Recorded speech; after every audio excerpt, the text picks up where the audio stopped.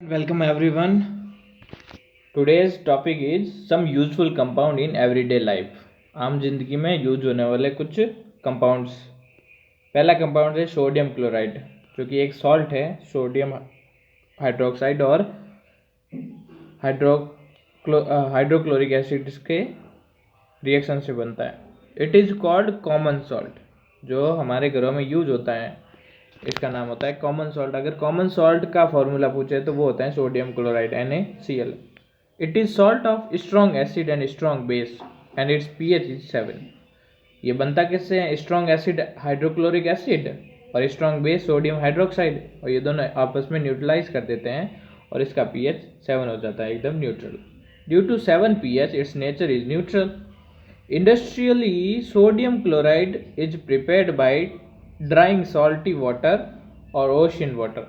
और जब इंडस्ट्रियल तौर पर जो सब ज़्यादा बनाया जाता है तो वो समुद्र के पानी को सुखाकर बनाया जाता है। Salt formed in this way contains many impurities like magnesium chloride, calcium chloride. To obtain it in pure form, hydrogen chloride gas is made to flow in large tanks of saturated NaCl solution. तो जो naturally salt मिलता है उसके अंदर बहुत सारी impurities होती हैं, जैसे कि मैग्नीशियम क्लोराइड, कैल्शियम क्लोराइड, ये सभी। तो इसको प्योर फॉर्म में लाने के लिए इसके अंदर से हाइड्रोक्लोराइड गैस पास की जाती है, ठीक है। In this way salt NaCl is precipitize, pure precipitize NaCl is then collected. जब हाइड्रोक्लोराइड गैस को इन इम्प्योरिटीज़ के अंदर से पास किया जाता है तो उससे NaCl सॉल्यूशन मिलता है और ये प्रेसिपिटेट हो जाता है। जो सोडियम क्लोराइड मिलता है वो प्रेसिपिटेट हो जाता है, मतलब सॉल्ट के फॉर्म में नीचे जम जाता है, ठीक है, और इसको कलेक्ट किया जा सकता है। इसकी क्या क्या प्रॉपर्टीज है sodium hydroxide? It is white solid substance. इसका कलर वाइट होता है। इसका मेल्टिंग पॉइंट होता है 1081 kelvin. It's highly soluble in water. डालते ही सॉल्युबल होता है, इसके अंदर घुल जाता है, डिजोल्व हो जाता है। It gets ionize in aqueous solution.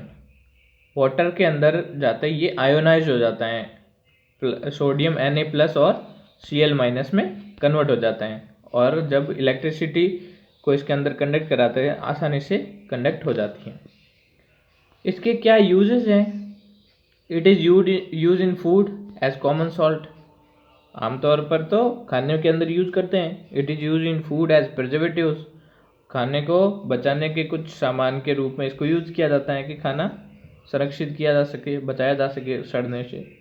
Freezing mixer is prepared by this. जो फ्रिज करने जमाने के कुछ मिक्सर होते हैं वो इससे बनाए जाते हैं। Sodium hydroxide, sodium carbonate, sodium bicarbonate, sodium hydrogen carbonate भी बोलते हैं, ब्लीचिंग पाउडर, ये सभी इससे बनते हैं, सोडियम क्लोराइड से बनते हैं। ओके, फिर हमारे पास नेक्स्ट आता है सोडियम हाइड्रोक्साइड, जो बनता किससे है? सोडियम क्लोराइड से।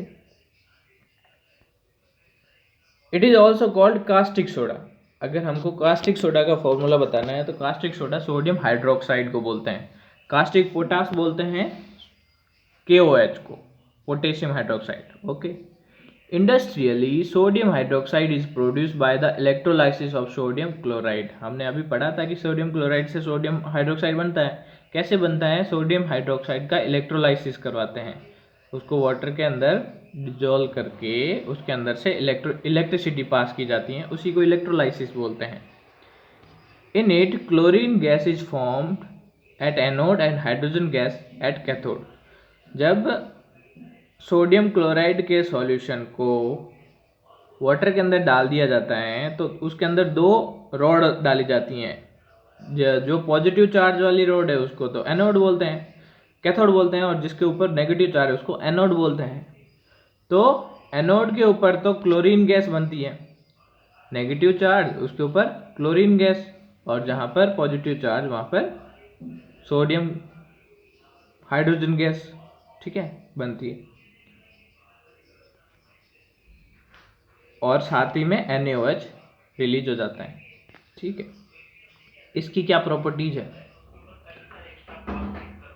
It is a white sleek substance, it's melting point is 591। ये भी कैसा होता है? वाइट कलर का, इसका मेल्टिंग पॉइंट होता है 591 kelvin. Easily get dissolve in water, आसानी से पानी के अंदर डिजोल्व हो जाता है। It is strong base, sodium hydroxide सबसे स्ट्रॉन्ग बेस होता है। In aqua solution it remains in ionize form, जब इसको वाटर के अंदर डाला जाता है तो ये आयोनाइज फॉर्म में रहता है, Na+ और OH-। हमने आर्रेनियस की थ्योरी में पढ़ा था कि जिसके अंदर हाइड्रोक्सिल आयन वाटर के अंदर डालने पर हाइड्रोक्सिल आयन फ्री होते हैं, उसको बेस बोलते हैं। इसके अंदर NaOH आसानी से OH अलग हो जाता है, सो आयोनाइज फॉर्म में रहते हैं। It is also strong electrolyte, और ये भी स्ट्रॉन्ग इलेक्ट्रोलाइट होता है, मतलब इलेक्ट्रिसिटी को पूरी तरीके से कंडक्ट करता है। इट्स क्रिस्टल आर हाइग्रोस्कोपिक, और इसके क्रिस्टल है वो हाइग्रोस्कोपिक होते हैं शेप में। क्या यूजेज हैं इसके? It is use in making shop, paper, silk industry and other chemicals. Silk industry क्लोथेज बनाने के लिए यूज होती है, पेपर वगैरह और साबुन वगैरह बनाने के लिए। It is use in metallurgy of bauxite, bauxite के अंदर की इम्प्योरिटीज को दूर करने के लिए इसका यूज किया जाता है। It is use in purification of petroleum, इसके अलावा पेट्रोलियम के प्योरिफिकेशन के लिए भी इसका यूज करते हैं। It is use in formation of fat and oil, और फैट और ऑयल बनाने के लिए भी सोडियम हाइड्रोक्साइड का यूज करते हैं। It is use as a laboratory reagent, और लैब के अंदर सबसे ज़्यादा यूज इसका किया जाता है। फिर आते हैं ब्लीचिंग पाउडर, फॉर्मूला है कैल्शियम ऑक्सीक्लोराइड। ठीक है, CaOCl2, कैल्शियम है, क्लोराइड है और oxygen 3। It's chemical name is called calcium oxychloride, बीच में ऑक्सीजन है इसके लिए ऑक्सी हो गया। It is produce by passing chlorine gas in dry slaked lime. कैसे प्रोड्यूस करते हैं? ये जो कैल्शियम हाइड्रोक्साइड है वो है स्लेग लाइम। स्लेग लाइम बनता किससे है? जो ड्राई लाइम होता है CaO, उसके अंदर वाटर डालते हैं तो स्लेग लाइम बनता है। ठीक है, ये एक बेस है, इसके अंदर से क्लोरीन गैस को पास करवाते हैं तो कैल्शियम ऑक्सीक्लोराइड बनता है और वाटर बनता है। ठीक है, और स्लेग लाइम का फॉर्मूला कैल्शियम हाइड्रोक्साइड होता है। इसकी क्या क्या प्रॉपर्टीज है देखो। It is yellow solid substance with sharp smell, इसकी स्मेल काफ़ी तीखी होती है और येलो कलर का होता है। सॉल्युबल इन कोल्ड वाटर, ठंडे पानी के अंदर भी ये सॉल्युबल है। It gives chlorine gas when kept open in air, जब इसको खुली हवा के अंदर रखते हैं तो उसके अंदर से क्लोरीन गैस फ्री हो जाती है। It gives chlorine gas on reacting with dilute acid, जब इसको डाइल्यूट एसिड के साथ में रिएक्ट कराते हैं तब भी क्लोरीन गैस फ्री होती है। कैल्शियम हाइड्रोक्साइड, कैल्शियम ऑक्सीक्लोराइड, जब इसको डाइल्यूट सल्फ्यूरिक एसिड से, डाइल्यूट एसिड वो होता है जिसके अंदर वाटर का क्वांटिटी ज़्यादा है और एसिड की क्वांटिटी कम है, इनके साथ में रिएक्ट कराते हैं तो कैल्शियम सल्फेट बनेगा, क्योंकि सल्फ्यूरिक एसिड में सल्फेट है। कैल्शियम सल्फेट, वाटर और क्लोरीन गैस फ्री हो जाएगी। और हाइड्रोक्लोरिक एसिड डाइल्यूट से करवाएंगे तो कैल्शियम क्लोराइड बन जाएगा, क्योंकि इसके पीछे क्लोरीन है, और वाटर और क्लोरीन गैस मिक्स हो जाएगी, मुक्त हो जाएगी, फ्री हो जाएगी, सॉरी। फिर क्या प्रॉपर्टी है? Chlorine gas which is release from bleaching powder react with water and form nascent atomic oxygen. तो जब एयर के साथ में ये क्लोरीन गैस मिक्स होगी तो उससे हाइड्रोक्लोरिक एसिड और ऑक्सीजन फ्री होगा, इसको नवजात ऑक्सीजन बोलते हैं। ऑक्सीजन नॉर्मली मॉलिक्यूलर फॉर्म में रहता है, सिर्फ single atomic oxygen chlorine gas के साथ में एयर के वाटर के रिएक्शन से ही बनता है। This oxygen perform bleaching reaction and behaves oxidizing agent, और ये एज ए ब्लीचिंग रिएक्शन के जैसे परफॉर्म करता है, मतलब किसी भी कलर वगैरह को हटाने के लिए ये यूज होता है। क्लोरीन को वाटर के साथ रिएक्ट कराते हैं, हाइड्रोक्लोरिक एसिड और एटॉमिक ऑक्सीजन बनता है। कोई भी कलर्ड सब्सटेंस है उसके साथ में ये रिएक्ट करके उसको कलरलेस बना देता है। ब्लीचिंग का मतलब होता है उसके कलर को हटाना। क्या यूजेज हैं इसके? एज ब्लीच इन क्लॉथ इंडस्ट्री, कपड़ों के अंदर की ब्लीच को हटाने के लिए, ठीक है, ब्लीच करने के लिए कपड़ों को, उसके अंदर के फालतू कलर को हटाने के लिए। As a bleach in paper industry, वही काम पेपर इंडस्ट्री में होता है। प्योरिफिकेशन ऑफ ड्रिंकिंग वाटर, जो भी पानी है इम्प्योरिटी को हटाने के लिए। ऑक्सीडाइजिंग एजेंट एंड एंटीबायोटिक, इसका यूज एज अ एंटीबायोटिक भी होता है। कैल्शियम ऑक्सीक्लोराइड ब्लीचिंग पाउडर का यूज, ठीक है, और oxidizing agent as reagent in laboratory में, लैब के अंदर भी यूज होता है। फिर आओ baking soda, sodium bicarbonate. Baking soda जो घरों में यूज होता है, it is also called eating soda, इसको खाने का सोडा भी बोलते हैं। बेक करना, खाना सब ठीक है। It's chemical name is sodium hydrogen carbonate. Chemical name दिख रहा है, sodium Na for sodium, H है हाइड्रोजन और CO3 carbonate. On mixing it with food substances and heating, carbon dioxide gas is release as bubbles. जब इसको गर्म किया जाता है तो इसके अंदर से कार्बन डाइऑक्साइड रिलीज होती है। जब फूड सब्सटेंस के अंदर मिलाओ, मिक्स करो और गर्म करेंगे तो CO2 निकलेगी। इन this way food products like cake become soft and spongy and porous are produced in them। तो यही कारण होता है, जब केक वगैरह बनाते तो उसके अंदर बेकिंग सोडा मिला दो, उसको गर्म करेंगे तो आसानी से जब उसके अंदर से कार्बन डाइऑक्साइड बाहर निकलेगी तो वो फूल जाएगा, स्पंजी हो जाएगा और उसके अंदर पोरस हो जाएंगे, छिद्र हो जाएंगे छोटे छोटे से। Baking soda is made by using sodium chloride, और ये सोडियम क्लोराइड की हेल्प से ही बनता है। सोडियम क्लोराइड को वाटर और कार्बन डाइऑक्साइड के साथ में अमोनिया से रिएक्ट कराते तो अमोनियम क्लोराइड और सोडियम बाइकार्बोनेट बनता है, ठीक है। अमोनियम क्लोराइड और, तो दोनों का फॉर्मेशन आ गया, अमोनियम क्लोराइड और सोडियम बाइकार्बोनेट, ठीक है। It is also prepared by passing CO2 gas in solution of sodium carbonate. जब सोडियम कार्बोनेट के सॉल्यूशन से कार्बन डाइऑक्साइड गैस पास की जाती है, सॉल्यूशन कब बनता है? जब वाटर से रिएक्ट करते हैं, तो सोडियम कार्बोनेट प्लस वाटर, ये हो गया सोडियम कार्बोनेट का सॉल्यूशन। उसके अंदर से कार्बन डाइऑक्साइड गैस को रिलीज करवाओ, उसके अंदर से पास करवाते हैं तो कार्बन डाइऑक्साइड ये कार्बोनेट बन जाएगा, सोडियम और हाइड्रोजन जुड़ जाएगा तो सोडियम हाइड्रोजन कार्बोनेट बन जाएगा, ठीक है। तो दो तरीके से बन सकता है, सोडियम क्लोराइड से और सोडियम कार्बोनेट से। और ये सोडियम कार्बोनेट होता है वॉशिंग सोडा, अभी आएगा। इसकी क्या क्या प्रॉपर्टीज है? वाइट क्रिस्टलाइन सॉलिड, कलर होता है वाइट। कैल्शियम ऑक्सीक्लोराइड, सिर्फ ब्लीचिंग पाउडर है जो येलो कलर आया अभी तक। It is hardly soluble in water, ये बहुत ही मुश्किल होता है, कभी कभार ऐसा सॉल्युबल होता है वाटर के अंदर, बहुत ही कम।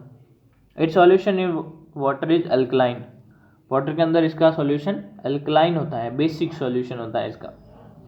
Carbon dioxide gas is release on heating it, जब इसको गर्म करता है तो इसके अंदर से कार्बन डाइऑक्साइड गैस रिलीज होती है। सोडियम हाइड्रोजन कार्बोनेट हीट किया तो सोडियम कार्बोनेट और water plus H2O, sorry water plus CO2 gas release हो गई, कार्बन डाइऑक्साइड। क्या क्या यूजेज हैं इसके? तो जब कार्बन डाइऑक्साइड रिलीज होती है तो इसको फूड प्रोडक्ट के अंदर यूज करते हैं बेकिंग पाउडर के रूप में।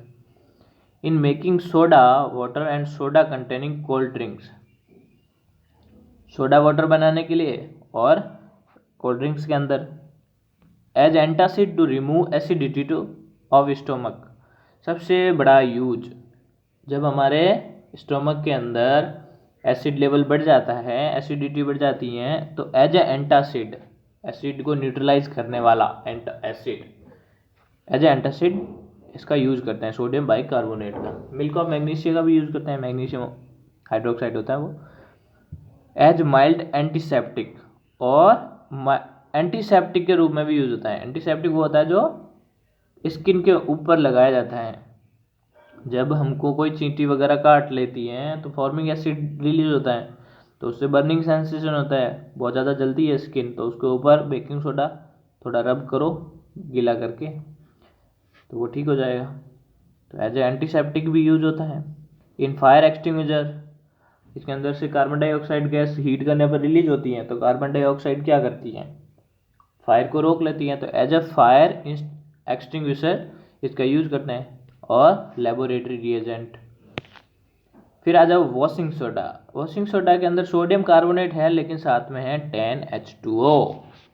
10H2O है क्रिस्टलाइन वाटर, ठीक है। It is called cloth cleaning soda, कपड़े को धोने वाला सोडा। It's chemical name is sodium carbonate, दिख रहा है सोडियम और carbonate. In it there are 10 molecule of crystalline water. और ये ध्यान रखने की बात है कि सोडियम कार्बोनेट का फॉर्मूला लिखते वक्त 10H2O क्रिस्टलाइन वाटर शो करना जरूरी है। अगर ये नहीं करोगे तो गलत हो जाएगा, सोडियम कार्बोनेट अकेला नहीं होता।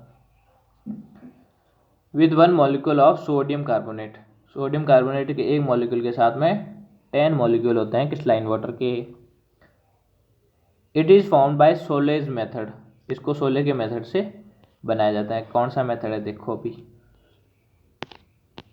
इन अनदर मेथड नहीं देखा solace. Sodium carbonate is obtain on heating baking soda. Baking soda को हीट करते हैं तो उसके अंदर से CO2 रिलीज हो जाती है और H2O अलग हो जाता है और क्या बनता है, सोडियम कार्बोनेट बनता है। और सोडियम कार्बोनेट के साथ में ये क्रिस्टलाइन वाटर ऐड हो जाता है, Na2CO3.10H2O। क्या क्या प्रॉपर्टीज है इसकी। White crystalline solid, white colour का है, सॉल्यूबल इन वाटर, आसानी से solute. Sodium bicarbonate hardly soluble है। It's solution in water is alkaline, इसका भी सोडियम बाइकार्बोनेट की तरह वाटर के अंदर सॉल्यूशन कैसा है, अल्कलाइन है, बेसिक है, अल्कलाइन वो बोलते हैं। जब बेस को वाटर के अंदर डिजोल्व कर लेते हैं तो उसको एल्कलीज बोलते हैं, ठीक है। On heating it's crystal loses water and get converted into soda S.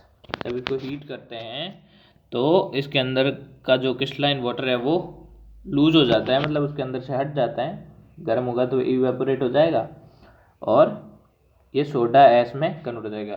तो इसको सोडा राख बोलते हैं, सोडा ऐश। तो सोडा ऐश का फॉर्मूला Na2CO3 होता है बस, ठीक है। क्या क्या यूजेज हैं इसके। Washing and cleaning, washing soda है तो वॉशिंग और क्लीनिंग के लिए यूज होगा।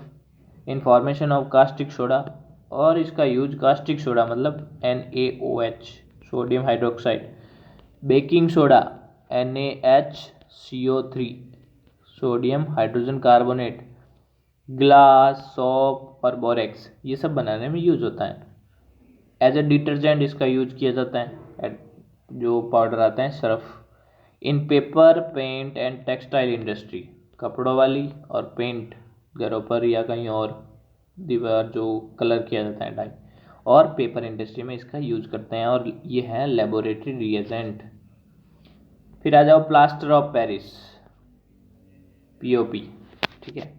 Plaster of Paris calcium sulphate hemihydrate, यहाँ पे जो वाटर ऑफ क्रिस्टलाइन है वो हाफ H2O है, ठीक है, हेमीहाइड्रेट। जिप्सम के लिए 2 हो जाएगा, आगे आएगा अभी। It's chemical name is hemihydrate of calcium sulphate, calcium sulphate का hemihydrate. First time it was made in capital of France, Paris. तो फ्रांस की जो कैपिटल पेरिस है वहाँ पर इसको सबसे पहले बनाया गया बाय हीटिंग जिप्सम। जिप्सम को जब गर्म किया तो हेमीहाइड्रेट पे प्लास्टर ऑफ पेरिस बन गया, ठीक है। So it was named as plaster of Paris, तो इसीलिए इसका नाम प्लास्टर ऑफ पेरिस रखा गया। It is also called POP। It is obtain by heating gypsum को हीट करके इसको बनाया जाता है। ये रहा जिप्सम, कैल्शियम सल्फेट और 2H2O, ठीक है, जिसके साथ में कैल्शियम सल्फेट के साथ में जब 2 क्रिस्टलाइन वाटर हो, 2 मॉलिक्यूल क्रिस्टलाइन वाटर, तब उसको जिप्सम बोलते हैं। जब उसको गर्म करते हैं 393 केल्विन पे तो वाटर मॉलिक्यूल इवेपोरेट हो जाएगा और हेमीहाइड्रेट रहेगा, इसी को बोलते हैं plaster of Paris. When we heat POP more than 393 Kelvin, whole water of crystalline water is removed and dead burnt plaster is obtained. जब इसको गर्म करते हैं तो पूरी तरीके से क्रिस्टलाइन वाटर रिमूव हो जाता है और उससे जो मिलता है वो डेड बर्न प्लास्टर होगा। ठीक है, इसकी क्या प्रॉपर्टीज होती हैं वो देखें। It is white sleek solid substance, white colour का सॉलिड सब्सटेंस है ये। On mixing water 15 to 20 minute it becomes hard and solid. Plaster करने जो हड्डी वगैरह टूट जाती है वहाँ पे प्लास्टर करते हैं तो वो यही यूज होता है। 15 से 20 मिनट के अंदर ये पानी के अंदर घोलने के बाद में हार्ड हो जाता है, सॉलिड हो जाता है। देखो ये कैल्शियम सल्फेट हेमीहाइड्रेट है, 3 मॉलिक्यूल वाटर से जब इसको वापस वाटर के अंदर डालेंगे तो ये जिप्सम में कन्वर्ट हो जाएगा और जिप्सम हार्ड होता है। क्या यूजेज हैं इसके? It's most important use is in making plaster of repairing in cracked bones. जब हड्डी क्रैक हो जाती हैं तो उसको ठीक करने के लिए उसके ऊपर प्लास्टर किया जाता है। इन मेकिंग बिल्डिंग्स, और बिल्डिंग बनाने में भी इसकी बहुत भूमिका है, यूज करते हैं इसको। Dental medicals, in making decorative materials like statues as fire extinguisher, इन सब में। दांतों का जो अस्पताल है, दांतों के मेडिकल में इसको यूज करते हैं। और कई डेकोरेटिव मटेरियल बनाने के लिए स्टैचू वगैरह कुछ ऐसे आते हैं जो बीच में से खोखले सी मूर्तियाँ होती हैं, तो वो सब प्लास्टर ऑफ पेरिस से बनाई जाती हैं। और फायर एक्सटिंग्विशर भी एज ए फायर, आग को रोकने वाला सब्सटेंस होता है ये भी।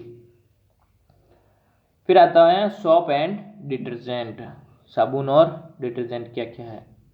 Detergent is a Latin word with means to wipe clean.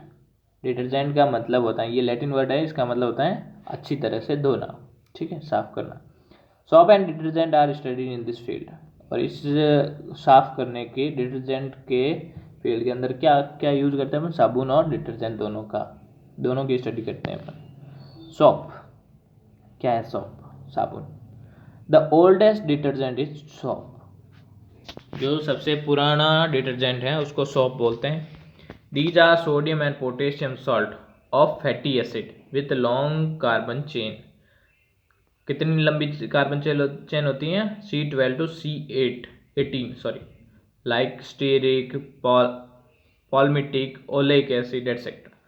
तो सॉप वो होते हैं सोडियम या पोटेशियम के साथ में फैटी एसिड मिला दो, किसके साथ में? लंबी कार्बन श्रृंखला में। C12 का मतलब कार्बन के साथ में ऐसे जोड़ते रहो कार्बन को, तो लंबी कितने कार्बन है? 12 से लेकर 18 कार्बन तक जब मिलते हैं साथ में और कंपाउंड बनता है तो उसको बोलते हैं सॉप। ठीक है, these are made by heating oil और फैट विथ सोडियम हाइड्रोक्साइड और पोटेशियम हाइड्रोक्साइड। इनको कैसे बनाया जाता है? जो ऑयल या फैट है उसको सोडियम हाइड्रोक्साइड NaOH या फिर पोटेशियम हाइड्रोक्साइड के साथ में गर्म करो तो बन जाता है। और this reaction is called saponification, और इसी रिएक्शन को सैपोनिफिकेशन बोलते हैं। सैपोनिफिकेशन क्या है? साबुन के निर्माण की प्रक्रिया। ठीक है, साबुन कैसे बनता है? और साबुन कैसे बनता है? फैटी एसिड या ऑयल के साथ में, फैट या ऑयल के साथ में जब सोडियम हाइड्रोक्साइड या पोटेशियम हाइड्रोक्साइड को गर्म करते हैं तो साबुन बनता है। देखो CH3COOR, ये है हायर फैटी एसिड। ठीक है, इसका रिएक्शन करवाया 3 मॉलिक्यूल्स ऑफ NaOH, क्योंकि यहाँ पे कार्बन कितने हैं? 3, तो इससे बनेगा 3RCONA, ये सॉप है। इसके पीछे Na लग जाएगा। R क्या है? Long chain of carbon, carbon की लंबी चेन। जो ये R दिख रहा है, R कार्बन की लॉन्ग चेन है, लगभग कितनी? 12 to 18 कार्बन की। ठीक है, ये है सैपोनिफिकेशन की रिएक्शन। और जो ये बड़े कार्बन होते हैं उनके नाम लगभग ऐसे होते हैं, स्टेरिक कार्बन, स्टेरिक होते हैं, या पॉल्मिटिक, ओलेइक, ये सब। ठीक है, shop obtain in this reaction separate out on mixing sodium chloride. जब इस तरीके से इस रिएक्शन से सॉप मिलता है, वो उसके अंदर, सॉप के अंदर जब सोडियम क्लोराइड मिलाते हैं तो अलग अलग हो जाते हैं। Only those soaps obtained by sodium and potassium salt of higher fatty acid are soluble in water। सिर्फ सोडियम और पोटेशियम से बनने वाले सॉल्ट ही वाटर के अंदर सॉल्युबल होते हैं। In these potassium soap are more soft. जो पोटेशियम से बनने वाले सॉप होते हैं, साबुन होते हैं, वो ज़्यादा सॉफ्ट होते हैं। They are use in making shaving soap. तो शेविंग सॉप या शैम्पू बनाने के लिए जो यूज होने वाले साबुन हैं, शैम्पू बनाने के लिए यूज होते हैं, वो होते हैं पोटेशियम के साबुन। ठीक है, पोटेशियम के साथ में बनने वाले। Glycerine is use for making transparent soap. अगर कोई साबुन आपको ट्रांसपेरेंट दिख रहा है, मतलब जिसके आर पार देखा जा सके, ऐसा साबुन ग्लिसरीन की मदद से बनता है। ग्लिसरीन भी हाई फैटी होता है, फैट होता है, फैट की मदद से। Shop perform cleaning action in soft water but can not perform it in hard water. तो जो भारी पानी होता है, हार्ड वाटर और सॉफ्ट वाटर, दो टाइप के वाटर होते हैं। तो सॉफ्ट वाटर के अंदर तो आसानी से ये साबुन अपना काम कर लेता है, साफ सफाई कर देता है, लेकिन हार्ड वाटर के साथ में ये रिएक्ट नहीं कर पाता। In hard water calcium Ca2+ and magnesium ions are present. Hard water तब होता है जब वाटर के साथ में कैल्शियम और मैग्नीशियम की इम्प्योरिटीज होती हैं। ठीक है, तो ये जो कैल्शियम और मैग्नीशियम की इम्प्योरिटी जब मौजूद रहती हैं तो उस वक्त ये अपना काम नहीं रहता है। तो ये जो कैल्शियम और मैग्नीशियम है which substitute sodium ion from soft molecule. तो ये जो साबुन के जो मॉलिक्यूल है उसके अंदर से सोडियम और पोटेशियम को हटा देते हैं। In this way calcium and magnesium salt of higher fatty acid are form.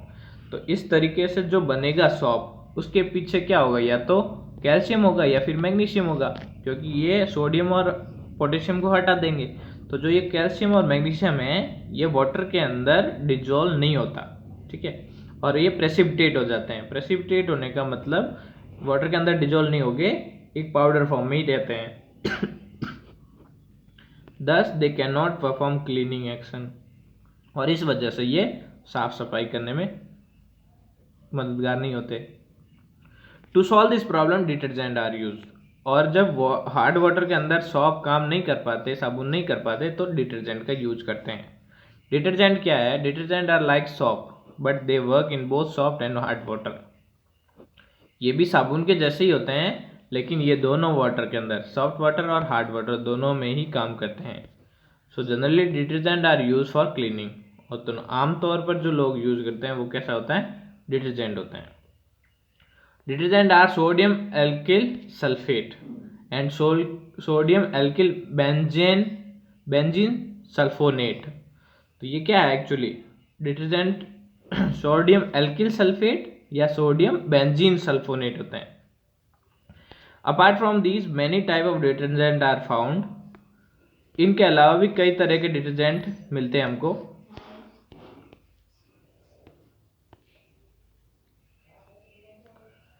Detergent get substituted by Ca2+ and Mg2+ ions and form calcium and magnesium sulphonates.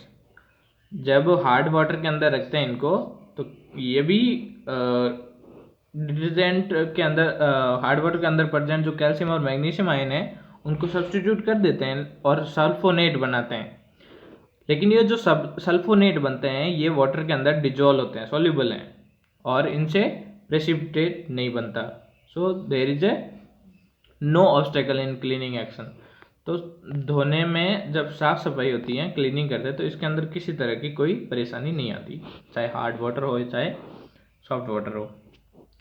Due to this synthesized detergent water pollution problem arises because bacteria cannot decompose them easily। देखो, जब detergent होता है, detergent के अंदर calcium और sulfonate बनता है, तो ये आसानी से बैक्टीरिया के द्वारा डिकम्पोज नहीं हो पाते। तो ये वाटर पॉल्यूशन करते हैं। वाटर के अंदर जो मौजूद बैक्टीरिया है वो इनको डिकम्पोज आसानी से नहीं कर पाते। If R group, that is hydrocarbon chain, is less branched, then they can be decomposed by bacteria easily। जब इनके अंदर जो डिटर्जेंट बनाए जाते हैं उसके अंदर कार्बन कम हो, जैसे C10 हो गया, C11 के करीब, तब तो ये आसानी से डिकम्पोज हो जाएंगे। लेकिन लॉन्ग चेन के अंदर से जो ज़्यादा ही हार्ड बनते हैं, ज़्यादा लगभग कार्बन के 18 C12 या C18 या C22 के करीब, तब ये आसानी से डिकम्पोज नहीं हो पाते। So that benzene sulphonate detergent which have long and less hydrocarbon chain are use. तो आमतौर पर किसका यूज करते हैं हम? बेंजीन सल्फोनेट डिटर्जेंट का, जिसके अंदर लंबी चेन नहीं होती है। At present, to increase ability and productivity of detergent, inorganic phosphate, sodium peroxyborate and some fluorescent compound are also mixed। तो आज आमतौर पर ये सब यूज करते हैं। इसके अंदर कई तरह के जो अलग अलग चमकदार सब्सटेंसेस हैं जो अलग शाइनिंग देते हैं इसके अंदर, इनऑर्गेनिक फॉस्फेट वगैरह, तो इसका भी यूज करते हैं। The cleaning work is done by soap and detergent by micelle formation. अब क्लीनिंग कैसे करते हैं? किसी कपड़े के अंदर जो मैल है तो उस मैल को, इम्प्योरिटीज वगैरह को कैसे दूर करते हैं, इसके लिए ये एक्शन होता है। Micelle formation and cleaning action of soap. साबुन का जो मिसेल फॉर्मेशन है और क्लीनिंग एक्शन है वो इस तरह से होता है। तो soap and detergent perform cleaning action by micelle formation. साबुन हो या डिटर्जेंट है, दोनों ही मिसेल का फॉर्मेशन करके, मिसेल बना के क्लीनिंग करते हैं। Firstly, soap molecules like sodium stearate are ionized in water. तो सबसे पहले तो वाटर के अंदर जब ये जाते हैं, वाटर के साथ में ही तो रिएक्ट करते हैं वो, तो वाटर के अंदर वो आयोनाइज हो जाते हैं। आयोनाइज होने के मतलब ये जो सोप है, ये सोप का फॉर्मूला है जिसके अंदर कार्बन कितने हैं? C17, 17 कार्बन है, CON है। तो सोडियम स्टीरेट है, ये सोप है। वाटर के अंदर डालते ही ये आयोनाइज हो जाएंगे, सोडियम अलग हो जाएगा और CO- ये पार्ट अलग हो जाएगा। ये हाइड्रोकार्बन पार्ट है, ये सोडियम का पार्ट है। It can also be written as, इसको जो कार्बन को है R लिख सकते हैं आसानी से, R के साथ में COO, ठीक है, इस फॉर्म में भी लिखा जा सकता है, ठीक है। और इस फॉर्म में भी लिखा जा सकता है, ये जो इसमें ये पार्ट है, ये कार्बन को दिखाता है, ये कार्बन है, आगे आने वाला ये भी कार्बन है, यहाँ पे भी कार्बन, ये इस फॉर्म में भी दिखा सकते हैं अपन। तो ये रिप्रेजेंटेशन है इसका अलग अलग। दिस हाइड्रोकार्बन टेल, जो ये हाइड्रोकार्बन की पूंछ है, टेल है ये लंबी सी, which is hydrophobic and polar end which is hydrophilic. तो जो ये है हाइड्रोकार्बन की चेन, ये हाइड्रोफोबिक होती है, वाटर से स्नेह नहीं रखती। हाइड्रोफिलिक वो होती है जो वाटर को अपनी तरफ अट्रैक्ट करती है।